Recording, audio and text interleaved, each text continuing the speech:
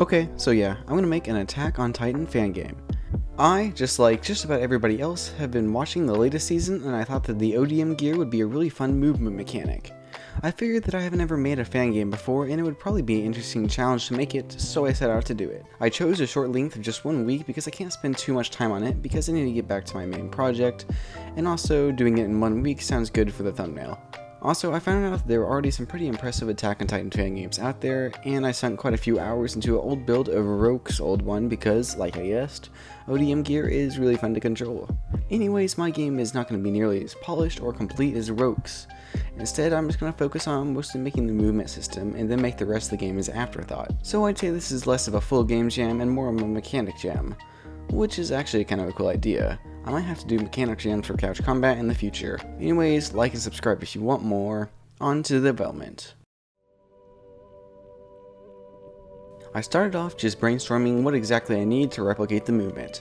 Keep in mind, this is before I had found Roke's game, so I really was coming up with this from scratch. Obviously, I need some sort of grapple hooks, one for the left arm and one for the right. This should work for slingshotting yourself and turning, and letting you hit a button to speed in the direction that you're facing with gas is probably a good idea. Also, being able to slide in the ground is a good thing to help you keep momentum. But the one thing I couldn't figure out how to do was shooting your grapples at once at 2 different targets to pull yourself forwards. But then I found Roke's game and my moveset was complete.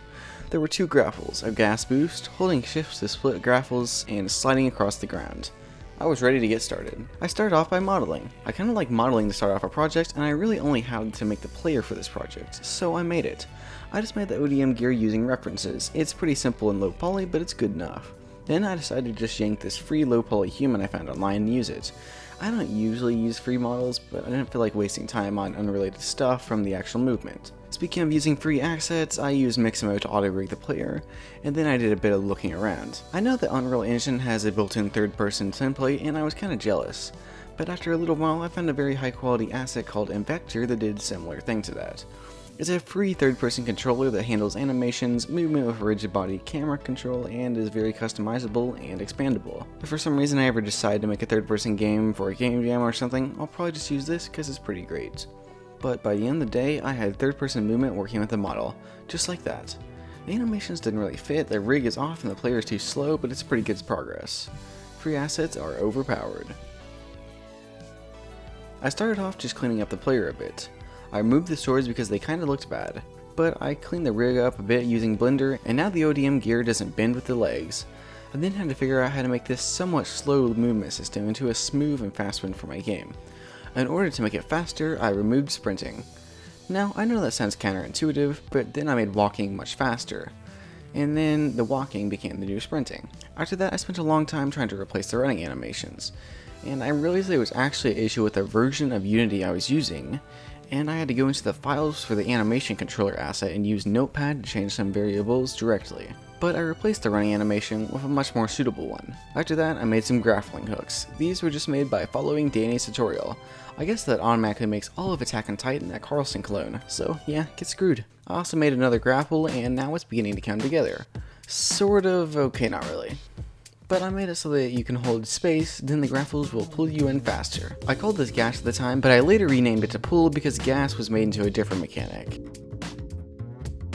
I went back to replacing animations, this time the falling animation. Now it sort of looks like the pose that they do in the show. After that, I decided that a good use of my time would be trying to get the player to face the way that they are grappling. This was a huge waste of time, and I completely scrapped it after a while. But then I just made some adjustments to the grapple and playtested, and both of these were very large time sinks for this project. I decided that perhaps you could go just a little bit too fast with the grapple, so I limited the speed to 60. Which is pretty fast and takes a bit of time to get to, but is quite a bit slower than the speeds around 600 that I was hitting before. I decided that a bit more control would be useful, so I added in gas boosting. This just basically applies a force on the rigid body facing towards the mouse. It is really useful for starting off, redirecting yourself and fixing mistakes, but it has a fairly long wait to recharge, so you have to be careful whenever you use it. I also decided to add in a gas particle effect that is made whenever you do it. I made a mesh for it using a rock generator in Blender, then I simply emitted these rocks and made them slowly shrink. I like how they turned out. Although later I noticed a weird bug that makes it play for way too long. I actually never fixed it, so I guess it's a feature now. The movement was beginning to really come together at this point, although I still needed a key feature that I was a bit scared to make: splitting the grapple. I started off just polishing up the movement a bit more. Then it was split time. The system I designed for splitting was fairly simple. What it did was whenever you hold shift, a while loop repeatedly checks if there are any available grapple points by raycasting forward. And if there aren't, then he moves the raycast a little bit to the left or right of the screen and tries again. So I cranked out all the code for this in one go, and it miraculously worked on the first try for the left side. And after a bit of work, I got it working on the right side too. It definitely was unpolished though. Sometimes it just didn't detect things, and other times it would raycast out of sight and give you some really weird grapples. Though I fixed some of these issues, splitting is still definitely jank in the final build. But to be honest, it's not actually as necessary for movement as I originally thought whenever I was playing out the game, so it's not a huge deal, I don't think. I also tried to add animations to the grappling hook ropes, but that didn't work in the slightest, so I abandoned that idea. And on the 6th day, I was admittedly beginning to run out of energy. It mostly consisted of a loop of playtesting and slight adjustments, and I also made it so that you can slide on the ground if you're grappling and going at least a certain speed. This was a huge quality of life change and made the game much more fluid to play. And day 7 was the final day.